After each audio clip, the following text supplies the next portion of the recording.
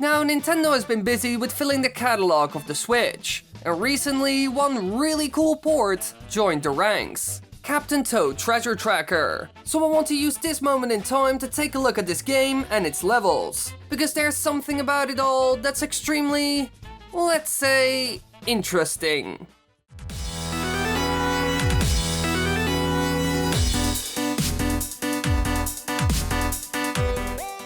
Now this game is a puzzle platformer which was originally for the Wii U and later on 3DS and Switch. It was basically a spin-off game with Toad where you explore various levels, collect rewards and solve puzzles. However, the origin of it is a bit more vague, because the idea of this game came to director Shinya Hirotaki in a dream.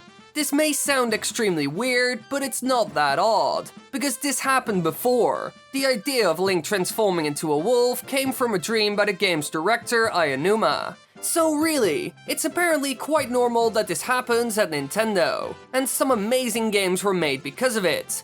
So hey, it ain't stupid if it works. Now, this dream originally featured Link as the hero instead of Mario, as Mario not being able to jump wouldn't make a lot of sense. Link would explore in a diorama style in a tech demo presented to Shigeru Miyamoto. However, the idea was shot down, though Miyamoto realized the potential with the idea. It was included in Super Mario 3D World, where Hirotake chose Captain Toad from Super Mario Galaxy because the heavy backpack would have prevented him from jumping. After Super Mario 3D World was released, Miyamoto encouraged production of a full game around the concept. And so Captain Toad Treasure Tracker was born. And the thing I want to cover mostly today is the design of the levels. Normal Mario games use jumping as a way of getting past obstacles, defeating enemies, activating buttons, and more. It's extremely important in the game, but in Captain Toad this entire element is gone. So Nintendo had to come up with other things to use in order to explore. One little ironic point I want to make. Toad can never jump. However, his main enemy can fly around. Quite an interesting difference between the villain and the hero. Now, when you look around the levels and play through them, a lot of you hardcore Mario fans that have been around from the very start can see some very old mechanics return. When Nintendo started creating Super Mario Bros. Games, there was a huge difference between the first and the second. Eventually, they went with the original concept and left the ideas from the second game behind. However, in this new Toad game, they picked up these mechanics again to solve their problem. Toad is overall a quite passive person, and because of his backpack, he can't jump. So how would he possibly do anything? Well, the turnip mechanic is the thing that ended up solving this. Back in Super Mario Bros. 2, you could pull plants out of the ground and get loot, or a thing to throw out of it. And since Toad was also seen in this game, Nintendo could easily use this mechanic, because it would be fitting and solves their problem. Now, Toad can find secrets and special items that way,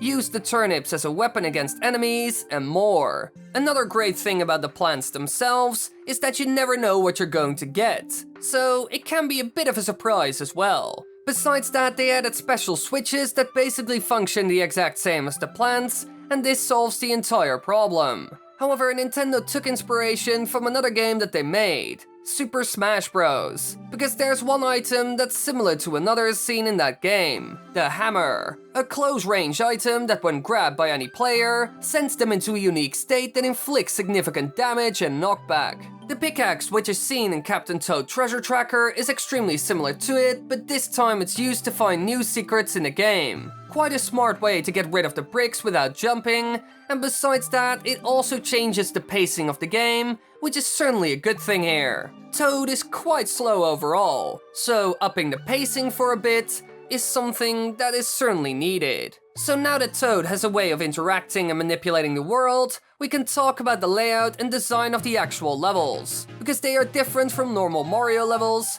not just in terms of looks, but also how they function and how they're made. You need to see them as isometric minigames, because the original idea came from a certain Japanese product, Himitsu Bako, which means secret box in Japanese, and over time these boxes became commonly known as a personal secret box. This thing can only be opened by solving a puzzle. Some require only a simple move, and others a series of discoveries.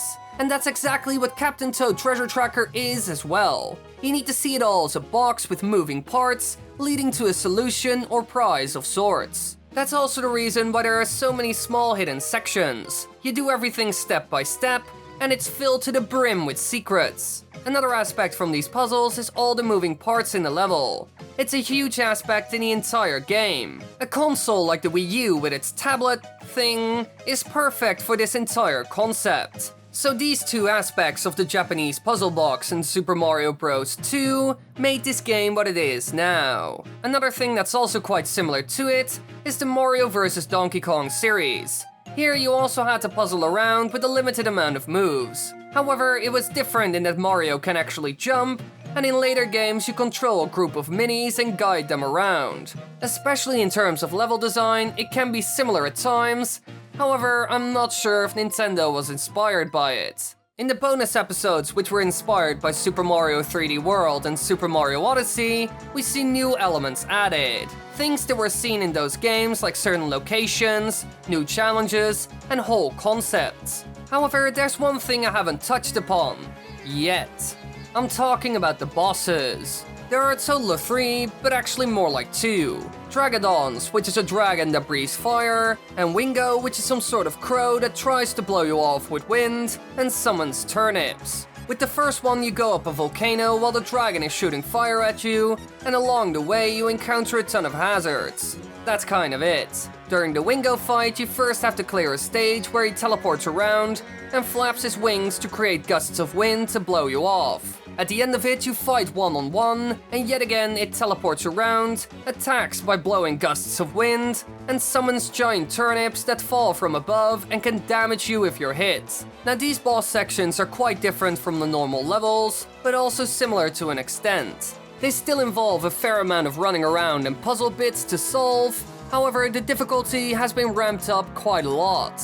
And that's kind of the entire experience. An extra difficult level with new twists added, except for the Wingo fight with the one-on-one in the end. I like this a lot, however it makes the whole experience a bit linear because the twists aren't that powerful. Another thing that really adds to that is the amount. There are only 2 after all, and 1 harder version.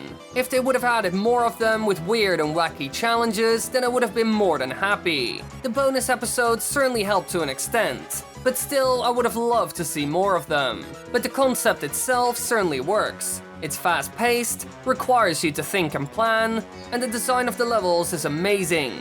So yeah, this game is solid in a lot of ways. So if you like the puzzling titles with adventure and some slight action, then this is perfect. Personally, I'm gonna get the Switch version for sure. All the new levels look amazing, and they even feature the new bosses, which is great. So clearly, Captain Toad knows what he's doing.